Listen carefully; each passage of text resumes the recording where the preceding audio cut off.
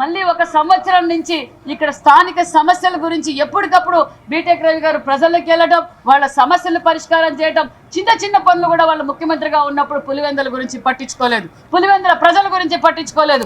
ఓడిపోయిన తర్వాత కూడా మరి ఈ జగన్మోహన్ రెడ్డి గారు పులివెందుల ఎమ్మెల్యే గారు ఏ రోజు వచ్చి అసెంబ్లీలోకి వచ్చి పులివెందుల సమస్యలు పరిష్కారం చేయలేదు. ఎన్ని బెదిరించినా, ఎంతమందిని భయప్రాంతం చేసినా మరి బీటెక్ రవి గారు కుటుంబ సభ్యులు బీటెక్ రవి గారు ఇక్కడ ఉండి రాజకీయం చేశారు. బీటెక్ రవి గారు నమ్మకం ఒక పక్క తెలుగుదేశం పార్టీ ఎన్డీఏ కూటమి ఉంది కాబట్టి ఖచ్చితంగా అభివృద్ధి జరుగుతుందని సంపూర్ణమైన నమ్మకంతో ఈ రోజు మాకు భారీ మెజార్టీతో గెలిపించారన్న విషయం కూడా తెలియజేస్తున్నాం. దగ్గరలో జనరల్ ఎలక్షన్స్ వచ్చినా పులివెందులో కూడా మేము గెలవబోతున్నామన్న విషయాన్ని కూడా మీకు తెలియజేస్తూ, డిపాజిట్లు కూడా స్థానికంగా సొంత పులివెందుల్లో కూడా డిపాజిట్లు రాని పార్టీ చీటీ తిరిగిపోయింది. మరి నిన్నటి రోజు జగన్మోహన్ రెడ్డి గారు, వాడెవడు బీటెక్ రవి గారు, చంద్రబాబు నాయుడు గారి గురించి మాట్లాడతారు, లోకేష్ బాబు గారి గురించి మాట్లాడతారు, రాహుల్ గాంధీ గురించి మాట్లాడతారు. స్థానికంగా ఉండే పులివెందుల గురించి మాట్లాడండి. పులివెందుల ఎలక్షన్ల గురించి మీ చీటీ చినిగిపోయిందన్న విషయం కూడా తెలియజేస్తూ నిజంగా చాలా గర్వంగా ఉంది యాజ్ ఎ ఇన్ఛార్జ్ మినిస్టర్గా కూడా. ఎందుకంటే చాలా సార్లు కడపకు వచ్చినప్పుడు, పులివెందులకు వచ్చినప్పుడు కూడా కార్యకర్తలు కూడా చాలా మంది భయభ్రాంతులుగా ఫీల్ అయ్యారు. వైసీపీ పార్టీ వారు కూడా జగన్మోహన్ రెడ్డి గారి అరాచకాలు చూసి కొంతమంది మా పార్టీలోకి జారు, కొంతమంది ఓటేసి గమ్మన కూర్చున్నారు. మరి జగన్మోహన్ రెడ్డి గారి పరిస్థితి ఏంటో రాష్ట్ర ప్రజలందరికీ తెలిసిపోయిందన్న విషయాన్ని కూడా మీకు తెలియజేస్తూ thank you very much. Bypoll ముగిసింది, రీపోల్ ముగిసింది. మొన్నటి వరకు selection, no election. Cruel democracy నుండి రియల్ డెమోక్రసీ నడిచింది. అరిచి గీపెట్టిన, గగ్గోలు చేసిన చంద్రబాబు నాయుడు గారి యొక్క 14 నెలల పాలన, మోడీ గారి యొక్క 11 సంవత్సరాల పాలన, స్థానిక పరిస్థితులు, వాళ్ళు చేసిన దోపిడీ, వాళ్ళు చేసిన హత్యలు, వాళ్ళు చేసిన అరాచకాలు, వాళ్ళు చేసిన అరటి దోపిడీ, చీనీ దోపిడీ, కనీసం చెరువుకు నీళ్ళు ఇప్పించలేని పరిస్థితి, ఇండ్లను దొంగ అకౌంట్లు రాసుకున్నారు, పాడా పనుసు ఫ్రాడ్ చేసినారు. ఆ పరిస్థితులను దృష్టిలో పెట్టుకొని మేమందరం మూకమ్మడిగా ప్రచారం. ఇది ప్రజా విజయం, ఇది వైఎస్ఆర్ వాళ్లకు తిరుగుబాటు విజయం. అవినాష్ రెడ్డి ఆ రోజే 6 సంవత్సరాల కిందట సొంతంగా నిలబడి వివేకానంద రెడ్డిని హత్య చేయించి, అలా జంటతో భారతి జగన్ రెడ్డికి తెలిసే ఈ హత్య జరిగింది. వాళ్ళే సొంతంగా కడిగించి పోలీసులు నోరు మూయించి చేసిన విజయం బయటకు వచ్చింది, చేసిన పరిస్థితులు బయటకు వచ్చినాయి. కాబట్టే వాళ్ళని దృష్టిలో పెట్టుకొని ఎలక్షన్ జరిగింది. ఆ రోజు భర్తగా రవీంద్రనాథ్ రెడ్డి 8 సంవత్సరాల కిందట గెలవడం జరిగింది. ఈరోజు ఆయన భార్య లతమ్మ గెలిచింది. దీన్ని దృష్టిలో పెట్టుకోండి. సిగ్గు రాలా, డిపాజిట్ రాలే, 1300 ఓట్లు అవ్వాలా, 680 ఓట్లు వాళ్ళ బతుకు అవుట్. ఏదో మేము ఎన్డీఏ ఏమి చేయనట్టు, ఆయన అందులో పొడిచినట్టు, రేపు మళ్ళా నేనే పాలన అన్నట్టు. కేవలం కౌంటింగ్ జరిగిన 18వ రోజుకే ఢిల్లీ పోయి జంతర్ మంతర్ దగ్గర రాష్ట్రపతి పాలన.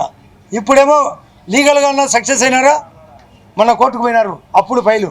ఇప్పుడేమన్నా ఆల్రెడీ డిక్లరేషన్ ఫారం చేతికి వచ్చింది, ఇప్పుడేమన్నా సక్సెస్ అయినారా? అన్ని కోణాల్లో ఫైలు.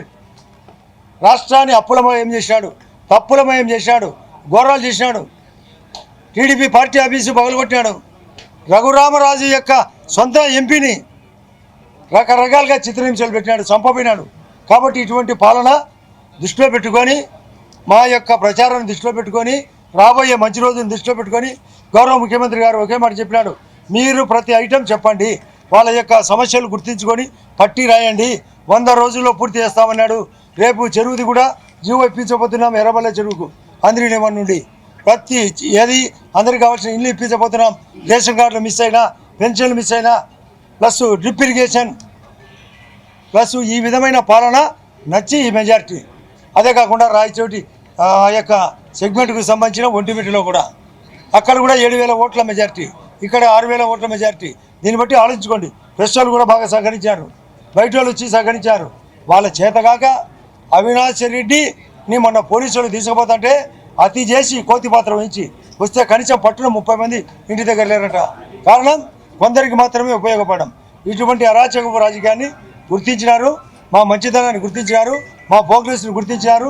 రేపు మీరే చూస్తారు 44 నెలల తర్వాత ఈ యొక్క ఎన్డీఏ కూటమిలో ఈ యొక్క ఆంధ్రప్రదేశ్ మన సెమీ కండక్టర్ కూడా మన రాష్ట్రానికి వచ్చింది. అంటే అభివృద్ధి ఏ విధంగా ఉంటుంది? అమరావతి పూర్తి అవుతుంది, పోలవరం పూర్తి అవుతుంది, రైల్వే జోన్ పూర్తి అవుతుంది, అన్ని చోట్ల నేషనల్ హైవేలు, వాళ్ళ కడపలో కూడా ఎయిర్పోర్టు, నైట్ ల్యాండింగ్, మళ్ళీ కొన్ని ఫ్లైట్లు పెరగబోతున్నాయి, ప్లస్ రైల్వే చోట అన్ని చోట్ల రిపేర్ జరిగినాయి. వందే భారత్ రైళ్లు ఇప్పటికే 150 దాటినాయి. కాబట్టి ఇక్కడ కూడా రైలు రాబోతుంది. హైదరాబాద్ టు తిరుపతి వయా మన కడప లేదా తిరుపతి తాడిపత్రి. కాబట్టి ఇవన్నీ దృష్టిలో పెట్టుకొని పోలింగ్. కాబట్టి ఈ లతాంబ విజయాన్ని మరొకసారి చెప్తున్నాం, ఇది ప్రజా విజయం, చంద్రబాబు నాయుడు గారికి అంకితం, ఇది ఎన్డీఏ పార్టీకి అంకితం. మాతో సహకరించిన అందరికీ కృతజ్ఞత.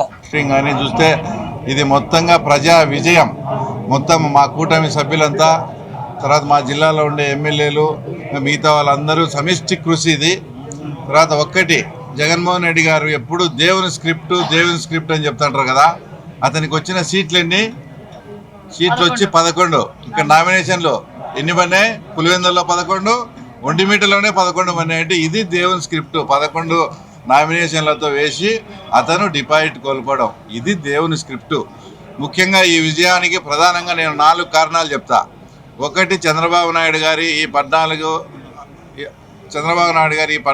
నెలల్లో చేసిన మంచి పనులు, సుపరిపాలన. ఎందుకంటే మేము అందరం కూడా, మా టీం అంతా కూడా ఎక్కడన్నా ప్రచారానికి పోయినప్పుడు అందరూ ఇళ్ళ దగ్గర ఉండాలని సాయంత్రం పూటే పోతా వచ్చినాం. ఎప్పుడు సాయంత్రం పూట పోయినా కూడా స్కూల్ పిల్లలు బడికంతా వచ్చి ఎప్పుడు మా ఎమ్మడే thank you CM sir, thank you Lokesh sir, మాకు అందరికీ తల్లికి వందనం వచ్చిందని మా వెంట తిరిగేటప్పుడే మాకు సుస్పష్టంగా అర్థమైంది ఈ ఎన్నిక మేము గెలవబోతున్నామని. ఆ తర్వాత రెండో పాయింట్ వచ్చేసి